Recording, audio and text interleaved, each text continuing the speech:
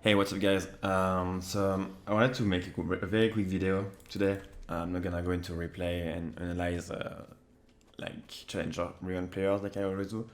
I'm still feeling a bit sick, but anyway, I was playing some games on a Smurf, so I'm the Yone in this one game here. I was playing in like Platinum, and I thought I could show you some stuff about the slow pushes, like slow push going on level 1. So I don't know if you've seen people like holding your wave level 1, trying to drag it on the side of your tower, like I'm gonna do right there with Yone. So hold up, it's gonna be here. So I don't know if you've seen people doing that, like holding your wave, trying to drag it on your side, and then walking away. So basically by doing that, you force a slope. Like if you don't hit the minions besides last hitting, the wave should be slow pushing going towards your own tower, right? Like if you want it to push your way, you want it to be on this side.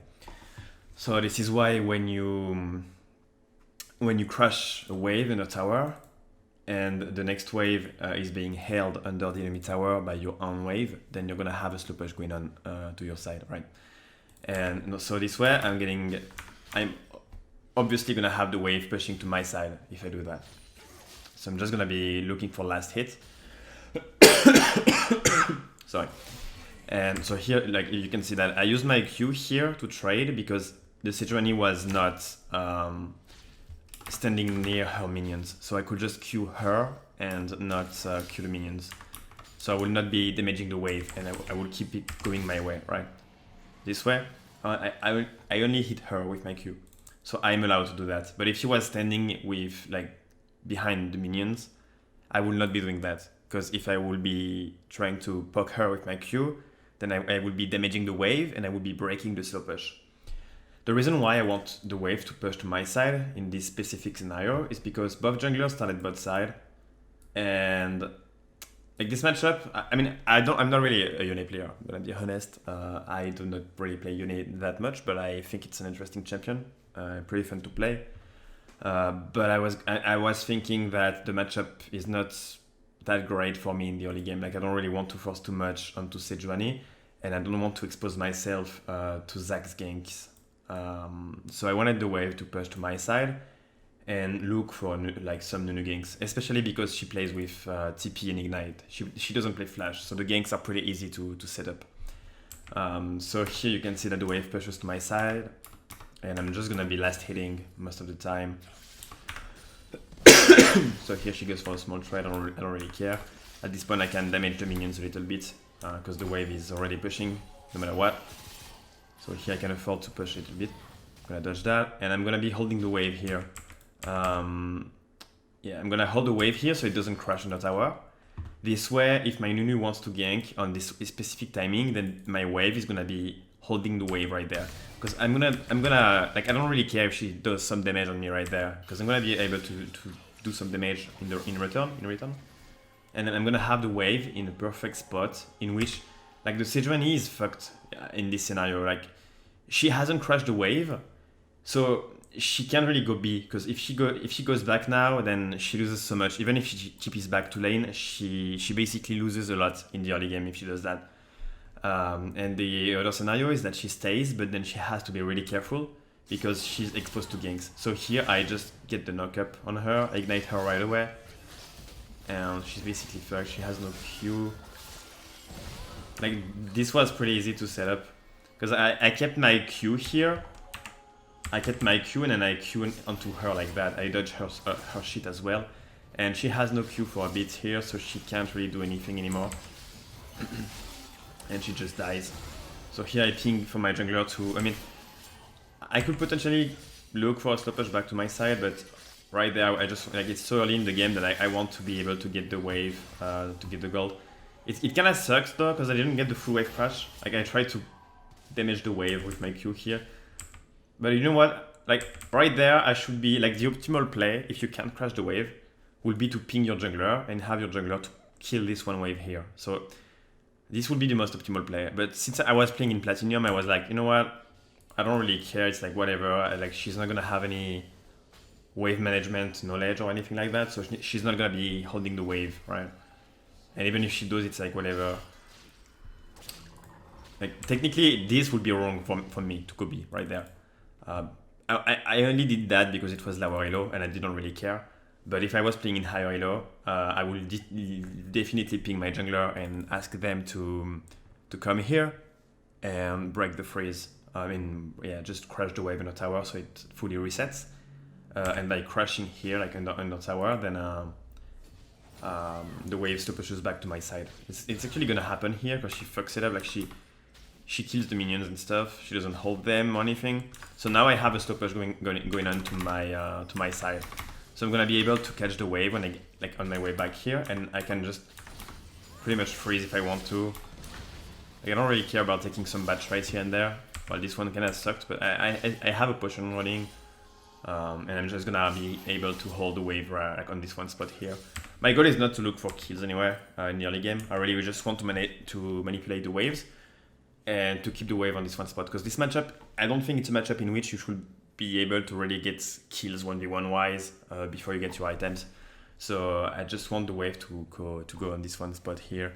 Hold up, I'm gonna... Sorry, I'm still dying from COVID. Okay, I'm gonna leave the replay real quick. I'm gonna show you that with what do you call it? Another game I played. This was a Fiora game, and I basically did the same thing, kind of, because I had a matchup in which I think I don't really entirely know the Fiora versus Yone matchup. I am in the Fiora in this case. Hold up, you can't see. Hold up. Okay, so for the second game, I was playing Fiora into Yone, and Yone was playing Lethal Tempo with Ignite, obviously. So realistically, I don't really want to look for trades in the 3 first levels. So I'm just looking for a slow push to my side to be able to hold the wave and put Yone in a bad spot. Because once I get Divine Thunderer, like the 1v1 is fucking easy. Like it's not even fair for him. But before that, it's like, at least for the first 3 levels, it's a bit tricky. I'm not entirely, like, I don't know this matchup too much because I don't really play against Yone that much, especially with Fiora.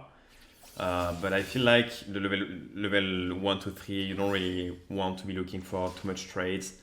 So I just wanted him to push to my side and basically do the same thing I did against Sejuani, because by forcing a slow push right there, like by holding dragging the wave on his side, like holding it,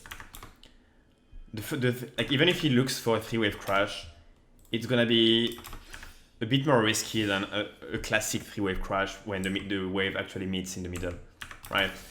Because it's slow pushing like earlier than it should normally do. Most of the time they're gonna be struggling to push like slower. So the third wave is gonna collapse on this one spot here.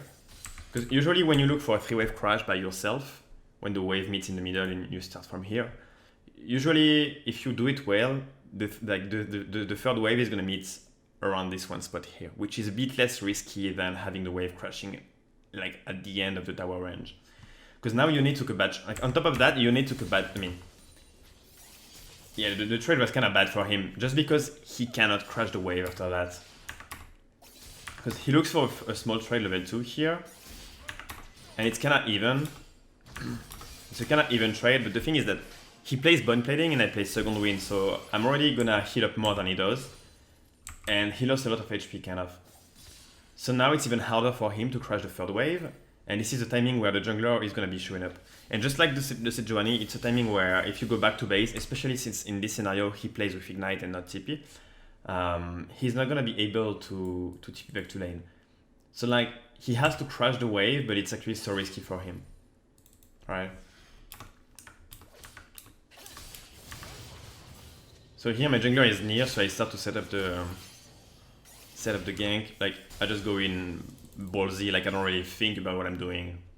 I don't really need to play it well enough. I can just go in like that, ignite him right away, like I don't really want to go for the extra auto attack here because he's basically dead. He has nothing anymore. He has no spell up after that right there. Like I don't even need to commit more than that because now he has literally nothing. So I'm just gonna stay around this one spot here. I'm gonna wall the bush. I'm looking for his Q because I know he wants to Q on me, and now like I can just go there because this way if I stay on this one spot here, if he flashes away, I'm able to catch up to him. But if I run to him like on this one bush here, he can flash away, and it may be a bit more annoying to catch up. So here again, I kill my opponent on the timing of my jungler's gank because my jungler started bots. Because I dragged the wave and forced the Slowpush to my side and denied the 3-wave crash. So now I can just like, realistically if I had TP, because I play Ignite, but if I had TP in this situation, I could even just go B now, get a long sword if I want to, and TP back to lane and hold the wave here. I could also be waiting for my Shin, but in that scenario, I should be looking for a few more CS. But yeah, if you have TP in this scenario, you basically just dominate. Oh my god, we didn't see that. We basically just dominate the lane. We still do anyway, even with Ignite. But the downside in this scenario with Ignite is that I should maybe go B instantly. Right there, I could potentially go B here and still go back to lane because I should be able to walk back because the wave is not gonna crash on the tower. Because this one is coming up and it should be able to arrive in time to hold the wave. But yeah, that's basically what it provides. So in what scenario do you want to do that though? It depends, honestly. Like you can do, if you're, let's say that you have a jungler that starts top without any leash. Like, I mean, any jungler could do that, but like even, the most typical would be something like Fiddlesticks, for example. If your jungler starts top with no leash and the enemy jungler starts bot, then holding the wave there to have a Slowpush going to your side would deny any potential gank on your lane. You will basically deny a gank top lane because the wave will be pushing to your tower, and unless you take a bad trade and you lose a lot of HP, they're not gonna be able to tower dive you. So it's gonna be forcing a gank mid in that scenario, but you should be safe topside. And you can also just, you know, if it's a matchup in which you can't like playing aggressively in the first levels is a bit tricky or even just impossible, while your jungler could be potentially ganking top, then you can be doing that because you deny basically the 3-wave crash. You put your opponent in a really tricky situation in which they could potentially die, which happened like twice in the games I showed you. So yeah, I just wanted to show you that, and now I'm gonna go back to dying to my cough and stuff. Yep.